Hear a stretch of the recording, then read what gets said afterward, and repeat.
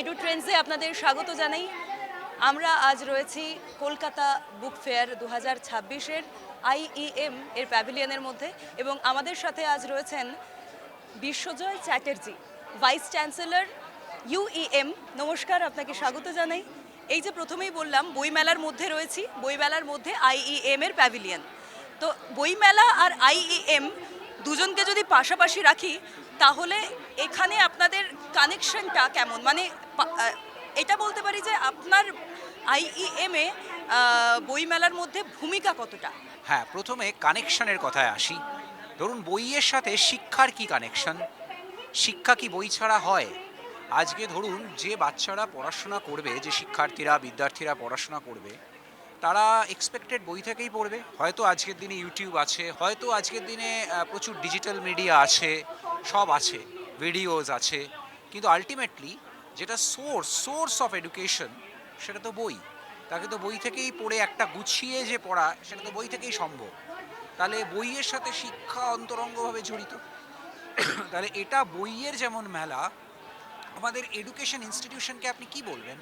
সেটা তো শিক্ষার মেলা, মিলন, শিক্ষার মিলন। আজকে যে বিদ্যার্থীরা বা শিক্ষার্থীরা আসছে, তারা শিক্ষার সাথে তাদের মিলনটা কোথায় হচ্ছে? মিলনটা তো একটা ইনস্টিটিউশন, তার এডুকেশনাল অর্গানাইজেশনের মধ্যেই হচ্ছে, আমাদের আইএমইউ এর মধ্যেই হচ্ছে, আমাদের আইএম এর শিক্ষার্থীদের বা বিদ্যার্থীদের। তারা আমাদের থেকে শিখছে। তারা যখন শিখছে, তারা কি শিখছে? তাদেরকে আমরা মূলত টেকনোলজি শেখাই। কিন্তু দেখুন, টেকনোলজি শুধু শেখানো without art, without the science of being or the art of being a good human being, proper technology কি শেখানো সম্ভব?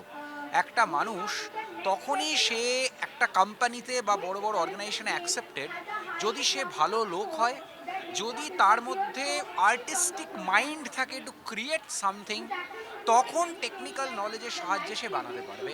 ধরুন, আপনাকে আমি কি বলতে চাইছি, একটা উদাহরণ দিচ্ছি। ধরুন, এরোপ্লেন।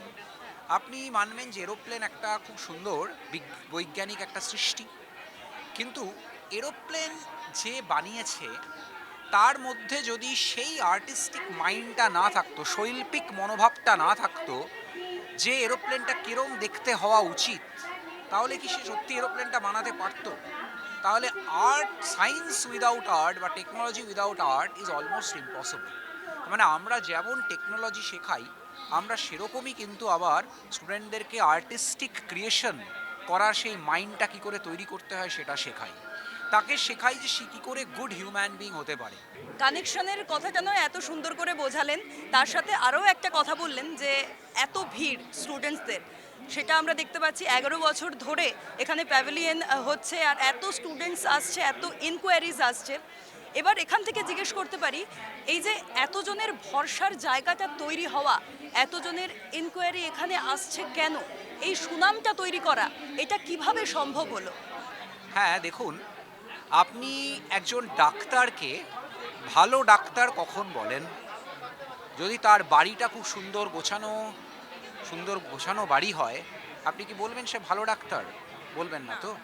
তাকে আপনি ভালো ডাক্তার তখনই বলবেন যদি সে খুব ভালো চিকিৎসা করতে পারে।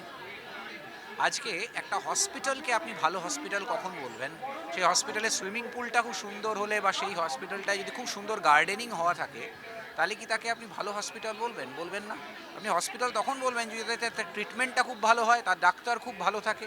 শিক্ষাস্থলকে ভালো বলতে গেলে আপনার কি হতে হবে? তার শিক্ষাদান খুব ভালো হতে হবে। সেখানে ছাত্র যে বেরোবে সে ভালো মানুষ হয়ে বেরোবে। সেখানে ছাত্র যে হবে সে ভালো প্রযুক্তি শিক্ষায় শিক্ষিত হয়ে বেরোবে। সেখানে ছাত্র যে বেরোবে সে কর্পোরেটে গিয়ে খুব বড় পজিশনে চাকরি করতে হবে। তাহলে সেই শিক্ষাস্থলটাকে আপনি বলবেন যে ভালো শিক্ষাস্থল।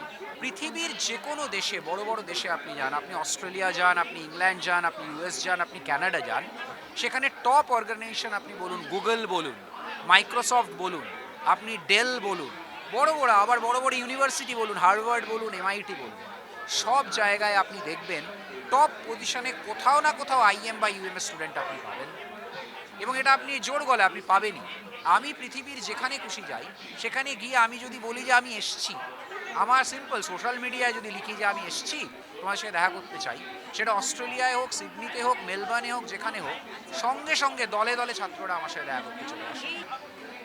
যেমনটা শুনলাম, এই যে 3 দশক ধরে নিজেদের একটা মোটোকে সামনে রেখে এগিয়ে চলেছে আইইএম, এবং এখান থেকে যারা পড়াশোনা করছেন তারা কোথায় কোথায় যাচ্ছেন, ফরেনের বিভিন্ন জায়গায় থেকে শুরু করে আমাদের দেশের বিভিন্ন নামি দামি সমস্ত জায়গাতে এই যে আইইএম এর স্টুডেন্টরা যেভাবে রয়েছে, যেভাবে ছড়িয়ে পড়ছে এবং আরও এই ইনস্টিটিউশনের নাম উজ্জ্বল করছে, সেই বিষয়ে আমরা কথা বললাম। এবং এটা আমরা বলতেই পারি উপসংহারে যে স্বপ্ন পূরণের একমাত্র নাম আইইএম।